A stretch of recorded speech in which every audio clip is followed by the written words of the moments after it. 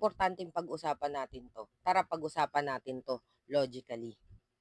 Ang tinamaan dito ay ang oil and tank facilities. Hindi 'to basta random, strategic 'to. Oh, bakit nga ba ito mahalaga? Ang langis ang backbone ng global economy. Apektado dito yung manufacturing, yung shipping, yung kuryente nyo, yung transportation. At kapag may disruption sa supply, kahit pansamantala lang, tumataas ang presyo dahil sa uncertainty ng market. Hindi nangangahulugan na may shortage. Pero ibig sabihin nito, magiging pabago-bago ang presyo. At kapag tumaas ang energy cost, alam mong susunod, tataas ang bilihin. So ang tamang response, wag mo nang magpanik.